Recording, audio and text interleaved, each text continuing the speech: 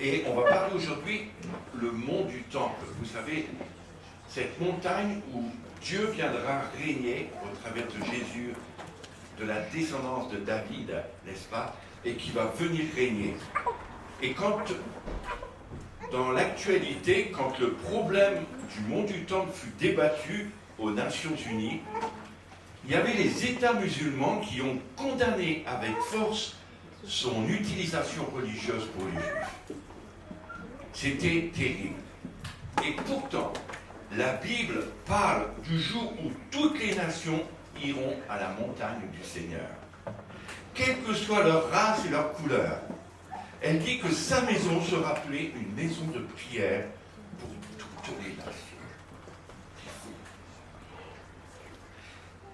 Et je crois que la réquisition du mont du Temple par les musulmans, qui eux veulent le réserver uniquement à l'usage de leurs adeptes, de leur foi en tout cas, va complètement à l'encontre des vérités bibliques et historiques. Alors on se dit, mais pourquoi? Pourquoi tout ça? Alors on va regarder dans la Bible ces promesses, pour que vous voyez que ce que je vous dis, ce n'est pas juste comme ça, parce que j'aime Israël. Non, j'aime aussi notre pays, votre nation. Mais la Bible dit ça en Michée. Vous connaissez ce passage de Michée, je vais le lire au chapitre 4, versets 1 à 3. Michée 4, 1 à 3. Je vais le prendre sur mon truc. Dans l'avenir, il adviendra que le mont sur lequel est le temple de l'Éternel sera fermement établi au-dessus des montagnes. Il s'élèvera par-dessus toutes les hauteurs, et les peuples y afflueront. De nombreux étrangers viendront, et se disant les uns aux autres, venez, montons au mont de l'Éternel, au temple du Dieu de Jacob. Il nous enseignera les voies qu'il a prescrites. Nous suivrons ses sentiers, car de Sion viendra la loi et de Jérusalem la parole de l'Éternel. Et le verset 3, et il sera l'arbitre entre de nombreux peuples, oui, il sera le juge de puissantes nations, même lointaines, martelant leur épée, et ils forgeront des socs pour leurs charrues, et de leurs lances ils feront des faucilles. Plus qu'une nation ne brandira plus l'épée contre une autre nation, et on n'apprendra plus la guerre. Quand tu lis ça, alors qu'aujourd'hui on est en pleine guerre, partout, et tu te dis, c'est la parole de Michée qui a été donnée, le prophète Michée, et ce qui a été dit vient de Dieu et s'accomplira. Et on voit que toutes les paroles qui ont été données sont en train de se mettre en place au fur et à mesure. Et pourtant, quand on regarde le nombre d'années, il est impossible de lutter contre Dieu. J'ai entendu une fois un homme qui dirigeait un pays qui a dit « Je vais faire des canons si grands que je vais atteindre Dieu pour le tuer. » Il faut le faire. Comment il peut faire? Et il n'y a rien. C'est impossible. Je crois que depuis 2000 ans, ce peuple s'est tenu à ciel ouvert à la chaleur du soleil, aux pluies de l'hiver, déversant son cœur au Dieu du ciel, et on leur refuse ce maigre droit du mur des lamentations. C'est horrible, horrible. Et les musulmans ont répliqué, quand je parlais aux Nations Unies, et que le mur était leur propriété, et que les musulmans ne se soumettront à aucun verdict, quand bien même le monde entier l'approuverait. C'était très clair ce qu'ils ont dit, et ils ne veulent pas le changer. Ainsi, Jérusalem a une telle importance aujourd'hui, non seulement en tant que capitale d'Israël réunie, et je crois que la destinée de cette ville est bien plus grande chose, et sa destinée est liée à ce lieu que le Seigneur nomme sa sainte colline. Et c'est resté sa sainte colline. C'est très important tout cela. L'endroit où il désire demeurer au milieu de son peuple éternellement. Et il reviendra régner là, comme il l'a promis comme il l'a dit. Et c'est pour ça que les musulmans sont très en colère, parce qu'ils le savent, parce qu'ils veulent en empêcher. Et c'est vrai. D'ailleurs, vous avez vu à la porte dorée, parce qu'il est dit qu'il reviendra par cette porte pour rentrer. Et ils ont mis leur mort devant, parce qu'il est écrit que nulle personne pure ne peut passer sur quelque chose d'impur. Je le tourne à ma façon français courant. Alors on met des morts pour qu'ils ne passent pas là. Mais pour Dieu, ce n'est pas du tout ça. Ça n'a rien à voir, tout ça. Je crois qu'ils ont tout fait pour cela. Mais c'est impossible. La montagne du Seigneur, qu'elle est si unique et si sainte. Quelqu'un a dit que c'est là l'enjeu immobilier le plus important du monde. C'est incroyable tout ce qui se construit, qui se bâtit aujourd'hui. Les gens sont en train de venir de partout. C'est incroyable. Et quiconque n'est pas prêt à méditer sur la destinée ultime de cette colline ne peut entrevoir cette Jérusalem. C'est impossible. C'est pour ça que c'est très difficile à croire.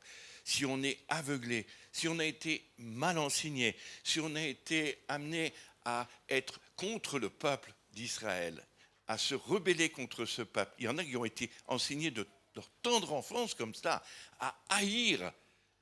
C'est un enjeu important. Pour nous aussi, quand il reviendra, moi j'ai envie d'aller là-bas l'adorer du matin au soir. Mais tu te rends compte, il a cité plus de maladies, plus de souffrances, plus de douleurs, plus de rhumatisme, plus rien. On se lève le matin en forme, puis même on ne se couchera même pas, on sera toujours en forme. Ça sera formidable quand même. Et le roi David est un exemple remarquable d'un homme qui a saisi en partie, je trouve, la signification ultime du mont sur lequel se trouvait à son époque la tente et le tabernacle du Seigneur avec l'arche de l'Alliance et le Saint des Saints. D'ailleurs, il passait des heures, parfois des nuits entières, dans l'endroit et la présence de Dieu. Vous êtes prêts à passer des nuits entières dans la présence de Dieu? Plus tard, il s'y est rendu pour célébrer les 3 fêtes majeures. Il se rendait parce qu'il savait que demeurait quelqu'un qui adorait le Dieu d'Israël. Et il n'y venait que pour ça. Il est là, il revient là. Les promesses s'accompliront, sûr et certain. Alors des fois, je ris parce que vous savez que tout le matériel pour la reconstruction du temple est arrivé déjà. Ils ont tout. Tout est prêt pour reconstruire le temple. Mais en fait, les musulmans, là où ils pensent que ça va être, là, c'est les parvis, en fait. Là où ils pensent pour interdire, c'est juste les parvis. Vous savez, il y avait le temple, il y avait les parvis. Et c'est à côté. Donc, il n'y a rien qui empêchera de bâtir le temple. Ils ne peuvent pas. Les choses sont en affaire. Et il viendra des gens du monde entier pour les aider à bâtir. C'est fou. Des architectes, des gens qui vont aider, des menuisiers, des ébénistes, qui vont travailler pour venir construire ce temple. C'est fou, hein? Et c'est écrit tout ça dans la parole. Hein? Dans ses psaumes, David, il en parle beaucoup car il y avait la présence du Seigneur. Relisez les psaumes. C'est quelque chose de tellement bon quand ça ne va pas. Moi, j'ai vu des personnes très âgées, en fin de vie, et lire les psaumes. Ou alors, maintenant, ils existent en audio. Tu peux les passer et les écouter comme ça. Et ça fait un bien immense. On a envie d'adorer et de louer Dieu avec David. C'est tellement bien. Et le prophète Ézéchiel avait prédit aussi, en ces mêmes mots, qui deviendrait le nom de Jérusalem. Dans Ézéchiel 48, verset 35, il est dit « Le nom de la ville sera « L'Éternel est ici ». Et Dieu dit au travers de Zacharie, et ça on peut le regarder, je ne l'ai pas noté. Ah zut, je me trompe de bouton. Il faut voir des petits doigts. Hein. C'est formidable, mais il faut avoir vraiment des petites voix.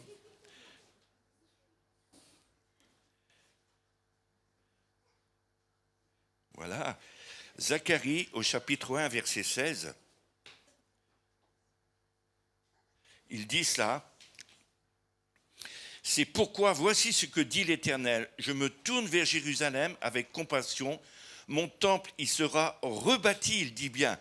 Le Seigneur des armées célestes le déclare et l'on étendra le cordeau d'arpenteur sur Jérusalem. Il sera reconstruit. Vous voyez que ce que je dis a été écrit depuis tellement d'années et les choses sont en train de venir maintenant. On comprend qu'un jour est comme 1000 ans. Ça fait que 2 jours, quoi, ou 3, si on regarde à la mesure de Dieu. Hein. Et puis on voit aussi dans Zacharie au chapitre 2,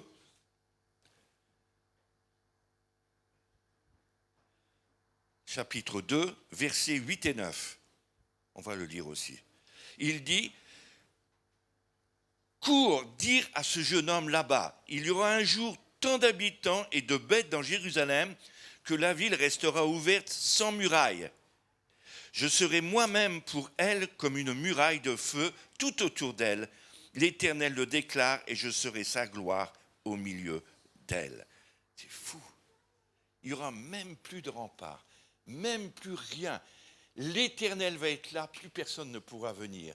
Il dit dans la Bible, à un endroit, tout genou fléchira, toute langue confessera qu'il est Seigneur. Tu te rends compte? Et nous connaissons ce Dieu. Et nous sommes des privilégiés. Alors, c'est tellement important de relire la parole et de pouvoir voir ces choses qui sont écrites. Je serai sa gloire au milieu d'elle. Et il dit encore, en Zacharie 2, 14, 16, poussez des cris de triomphe, réjouis-toi, fille de Sion. On connaît ces chants, n'est-ce pas? Pousse des cris de triomphe. Le roi de gloire est en train de faire son entrée. Et ceux qui se sont éloignés viendront et travailleront à la construction du temple de l'Éternel. Ce que je vous disais tout à l'heure, Zacharie 6, 15. C'est écrit ça. Ainsi parle l'Éternel des armées. Je suis un Dieu jaloux. Pas la même jalousie que nous. Il aime son peuple. Il compte plus que la prunelle de son œil. C'est tellement important. Oh là là là là. Je me rends compte que je dis souvent c'est tellement important, mais je voudrais tellement appuyer. Il est donc clair que le statut unique de Jérusalem ne réside pas seulement dans le fait qu'elle représente une ville sainte pour 3 religions, ni même en ce qu'elle est la capitale d'Israël. Jérusalem est unique parce qu'elle était assurément la demeure de Dieu. Et bien qu'il l'ait quitté, lui et sa présence, cette Shekinah, vous connaissez ce mot, l'onction, qui était là avant, a quitté ce lieu, mais elle revient maintenant. Et c'est le temps, sa promesse s'accomplit. Et je crois que les longues années durant, il a tellement dit à maintes et maintes fois d'y revenir en personne du fils de David, le Messie roi va revenir. Et il dirigera littéralement cette ville. C'est fou, quoi. Et ça va être le pôle d'attraction attirant tous les dirigeants et les peuples du monde entier vont venir vers cette ville. Alors, aussi élevée qu'une montagne afin d'apprendre les voies du Seigneur. Quand il parle, c'est une montagne au-dessus des montagnes, ce n'est pas d'altitude, vous comprenez? Le Mont Blanc est plus haut quand même. Et d'autres montagnes, mais ça veut dire que ça sera au-dessus de tout. Il n'y a rien qui pourra égaler cette présence. C'est formidable ces choses. Au psaume 132, versets 13 et 14, il est dit « Oui, l'Éternel a choisi Sion ». Il faut que je le dise ça parce que c'est important.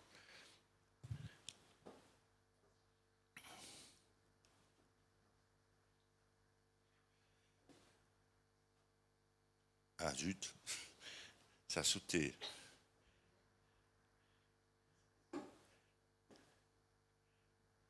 J'ai appuyé sur une mauvaise. Voilà, au psaume 132, là il y en a vraiment beaucoup. Hein. psaume 132 et au verset 13 et 14. On va le lire. En effet, l'Éternel a fait choix de Sion. Oui, il l'a désiré pour résidence. C'est mon lieu de repos où je résiderai toujours. C'est ici que je siégerai dans Sion que j'ai désiré. Oui, je la bénirai en la comblant de biens et je rassasierai de pain ses pauvres. C'est fou, quoi. Dieu promet que ça sera cet endroit où il sera pour l'éternité après. Donc vous imaginez un peu, pour ceux qui se posent des questions, comment ça va être. Moi, je crois que tout est clair dans la Bible, mais on a besoin que Dieu ouvre les yeux de notre cœur pour le voir et le comprendre. Avoir notre esprit qui s'ouvre pour saisir ces choses-là.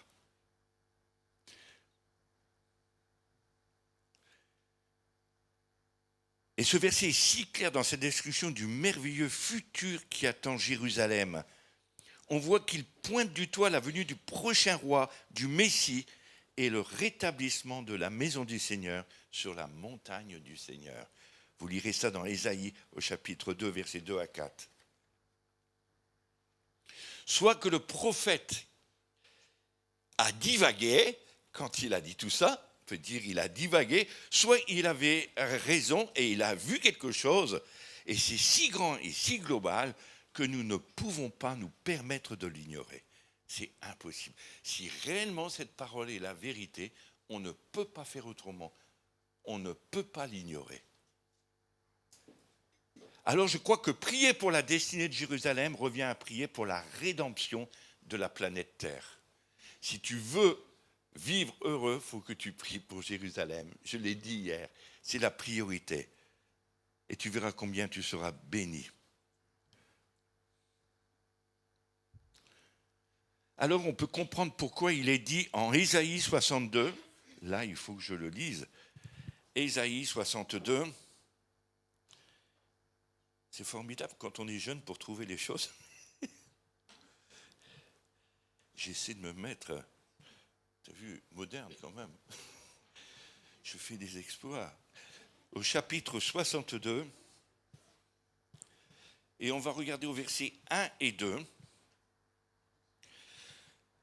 Et puis après, on regardera le verset 6 à 7. Alors il dit, oui, pour la cause des Sion, je ne me tairai pas. Pour Jérusalem, je ne me donnerai aucun repos jusqu'à ce que sa justice paraisse comme brille l'aurore et son salut comme un flambeau qui brûle. Et le verset 2 dit, alors les peuples verront ta justice et tous les rois contempleront ta gloire et l'on t'appellera d'un nom nouveau que l'Éternel te donnera. Et le verset 6 et 7. Sur tes murs, ô Jérusalem, moi j'ai posté des gardes. Ils ne se tairont pas, ni le jour, ni la nuit. Oui, vous qui ravivez le souvenir de l'Éternel, point de repos pour vous. Et il dit au verset 7, ne lui donnez aucun repos jusqu'à ce qu'il ait établi Jérusalem et qu'il ait fait d'elle un sujet de louange sur toute la terre. Moi, quand je lis les textes, je me dis, mais c'est tellement clair. Et je crois qu'on a besoin qu'on voit. Hein, pourquoi j'ai jamais vu tout ça avant, quoi. Je l'ai lu beaucoup de fois, mais de le réaliser complètement que c'est une priorité pour Dieu et qu'il n'y en a pas d'autre. En fait, tout le reste après va couler et on va être une bénédiction pour beaucoup de choses. Moi, je crois, en tout cas. Et je pense que vous allez voir des Juifs venir chez vous. Vous serez étonnés. Recevez-les, consolez-les. Faites-leur plein d'amour. Ils ont besoin d'être guéris avec tout ce qu'ils ont vécu. Puis après, ils repartiront là-bas à Jérusalem. Alors seulement la terre redeviendra un paradis de justice et de paix, où les nations ne seront plus en guerre les uns contre les autres. La nature sera transformée. La mer morte deviendra un lac d'eau douce, plein de poissons. Les arbres pourront battre des mains. Le loup couchera avec l'agneau. Toute nation, toute langue, toute tribu viendra à Jérusalem chaque année du règne glorieux du Messie. Et ça ne sera pas une masse d'humanité sans couleur car chaque nation gardera son identité jusqu'à la fin. Vous lirez Zacharie 14, 16 aussi. Je crois que Dieu veut vraiment parler là. Vous imaginez, moi je suis allé là-bas et j'ai vu la mer morte. Vraiment, il n'y a rien qui peut vivre là-bas. C'est tellement salé, quoi. Il y a juste des petits trucs roses là qui sont là, qui vivent, c'est des petits microns de choses. Mais rien. Et il dit qu'il va amener la vie, c'est-à-dire que l'eau douce va redevenir douce et il y aura des poissons pour nourrir tout le monde, quoi. C'est fou, quoi. Moi, on a du mal, quand on regarde avec les yeux humains aujourd'hui, se dit, mais c'est impossible. Mais notre Dieu est grand. Et quand il met sa main ou son pied quelque part, tout change. Vous avez remarqué, même dans des maisons aujourd'hui, il y a des fois des choses terribles qui se produisent. Aussitôt que Dieu vient, la paix règne et tout est transformé. En peu de temps. C'est incroyable. L'atmosphère est changée. On n'est plus les mêmes. Il y a quelque chose, Dieu est au milieu de nous. Eh bien, c'est un peu ça que Dieu veut dire. Il veut dire, quand il va mettre le pied dans Jérusalem, ça va être fini, ces conflits palestino-arabes et tout ce que vous voulez. Tout va revenir dans l'ordre, qu'on le veuille ou qu'on ne le veuille pas. Et Dieu va montrer qu'il est tout-puissant. Et je pense que si c'est lui qui a créé le ciel, la terre et tout, tout lui appartient. Donc pour moi, on ne peut pas résister devant lui. C'est pour ça que c'est important, si on sent dans notre cœur cette pression qui nous appelle, j'ai entendu ce message tout à l'heure, pour s'offrir et se donner à lui, bien c'est le moment où jamais, parce que tu te rends compte, tu deviens son enfant et tu es devenu privilégié pour pouvoir vivre les choses qui sont écrites dans la parole. Et il sera ton Dieu et ton Seigneur au milieu de ta maison. Mais quel changement ça fait quand on lui laisse toute la place, quand on lui ouvre toutes les portes, quand on abandonne toutes nos forces, tous nos combats, toutes nos difficultés, tous nos raisonnements. À quoi ça sert, toutes ces bagarres? Mais laissons-le entrer. Et il va amener la paix et la sécurité au milieu de nous. Il va vous faire tellement de bien. Et le roi Salomon, pour finir, donna jadis le ton que le temple ait une dimension universelle. Et lorsque le premier temple fut fini, il fit la prière dans 1 Roi, au chapitre 8, versets 41 à 43. 1 Roi, comme ça je le dis doucement, tant que je le trouve, vous avez le temps de le trouver, au chapitre 8, versets 41 à 43.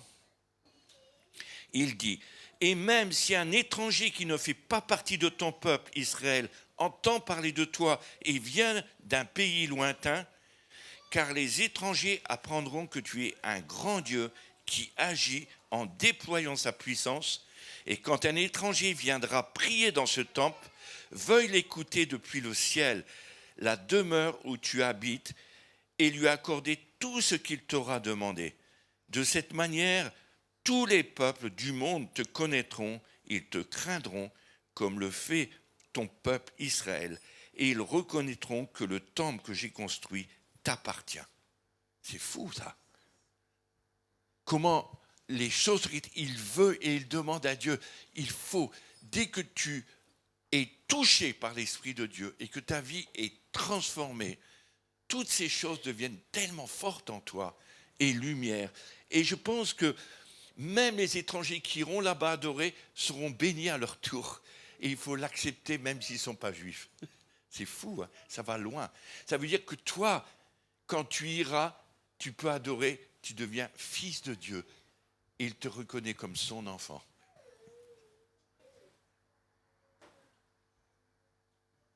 Et Isaïe a suivi les mêmes traces dans cette même tradition. Il a continué à faire après les rois, il a parlé et il a montré encore l'importance de Jérusalem et l'importance que Dieu est en train de revenir.